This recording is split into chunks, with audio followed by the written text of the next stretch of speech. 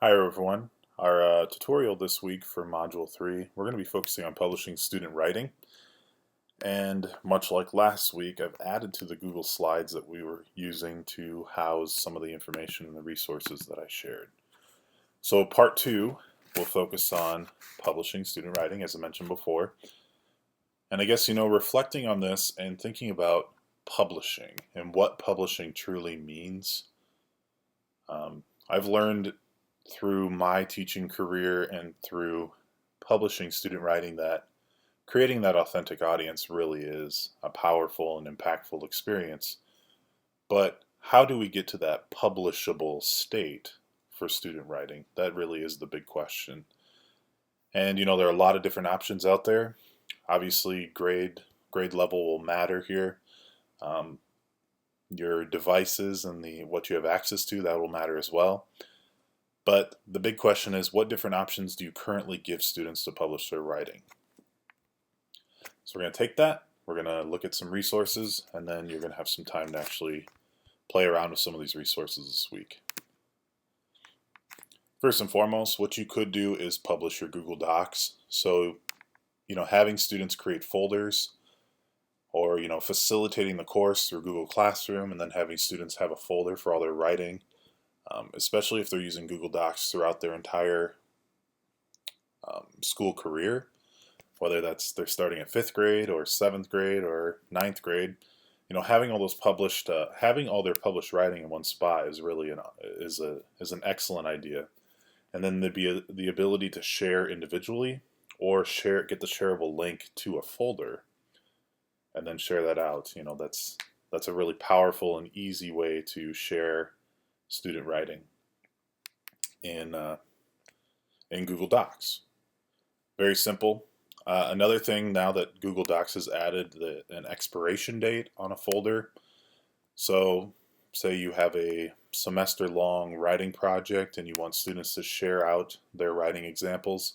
Maybe they could share it out until May 25th. That's the last day of school.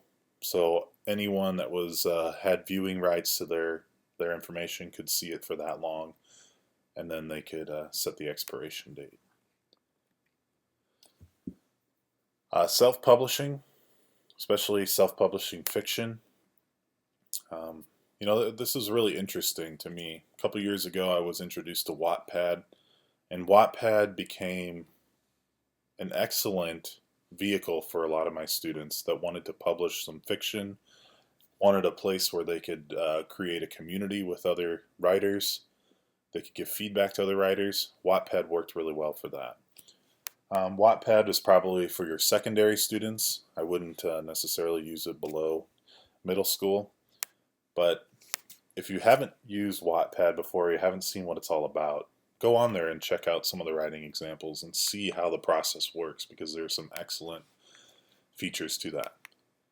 And when students are publishing to a community of writers that they respect and know will give them feedback, that's a very powerful learning experience in itself. Figment is another idea, very similar. Probably not as well known as Wattpad, but a similar concept in terms of publishing online, publishing in a group of a community of writers, and then receiving feedback.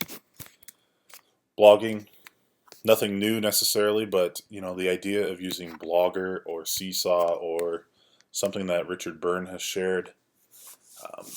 Blogging really can be a powerful learning experience and a powerful vehicle tool for your students as well to create an authentic audience. I don't know if I mentioned this in this class, I think I did, but just putting some of my writing from college on Blogger and then returning back to it 5 years later and seeing how much traction it really had and traction it still gets based on a piece of writing, unique piece of writing that I did on a historical location in Minnesota. That to me, I could definitely maybe further pursue that idea. Creative writing has always been interesting to me, and historical sites are really interesting to me. So, putting those two together, finding the time to write, and not write for any purpose other than to share the story of a certain location, and having that information out there for someone else to benefit from really is a powerful experience. Some of the younger grades probably have heard of Seesaw. Seesaw recently, January of this year, added the blogging platform to Seesaw. Now, Seesaw is typically known to be a digital portfolio, and it's very easy to use. It's for students. It's a way to share with parents, although I've learned that parents have to pay a premium price, not a premium necessarily, but pay an extra price to actually see their student work. I would think that there are ways around that, but regardless, Seesaw has also created a blogging platform that maybe has replaced KidBlog or EduBlogger, these different blogging platforms that were free but now aren't. Seesaw is free for students and teachers to use.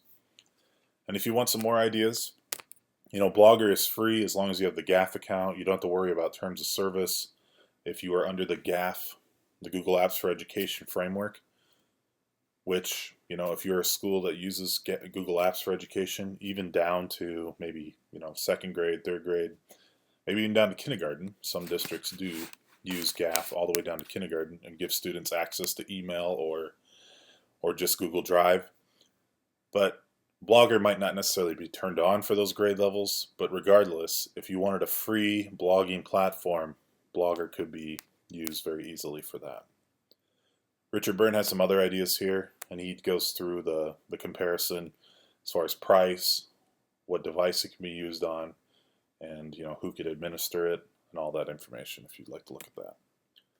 Podcasts, great way to have students read through their writing and actually share their writing via podcast, especially when they're starting to record their voices and record their writing. We do that sometimes when we're editing, self-editing, but now doing it to a publishable state, I think there's some real great value in having students read through their writing so they can see how well does my writing flow, what does this look like, what does this sound like, do these sentences work well together, is it a cohesive piece of writing. All that information can be deducted from this type of approach of publishing your writing. Just some options here, and there are a lot of options out there, but Twisted Wave, that's a great one for Chromebooks. Vocaroo, that's a great one, very simple, web-based. GarageBand, hard to get away from GarageBand or QuickTime if you're a Mac user, especially because it's already built in, has a lot of editing features, especially GarageBand. QuickTime, not so much, but QuickTime's really easy to use. That's what I use for all my podcasts, vodcasts, these videos, screen recordings, screencasts, I guess, is a better idea. Is more accurate. I use QuickTime for all of these. Other ideas, if you have an iPad as your primary device, EdTech Teacher has some great iPad-based tools that you can use as well. Videos, again, going even deeper, getting to your publishable state, depending on the type of writing. Maybe WeVideo or Powtoon or MoveNote, these different options could be a way to get that student's writing to an authentic, publishable state where now characters are interacting with their writing and showing the story. Those are some great options. Again, there are a lot more options out there. If you haven't seen Powtoon, I think most individuals have heard of that, but if you haven't seen that and seen what it can do, just simply go on YouTube real quick and find a Powtoon, and you can see the power of just using their tools to promote some sort of content that you have. It really is a great way to animate your writing. Lastly, we could use websites. Having taught a blogging course in the past, I've had several teachers use Weebly as their vehicle for publishing student blogs. And then they just use a Feedly or an RSS reader of some sort so they can just follow all the different blogs. And it works really well for them as far as logistics go.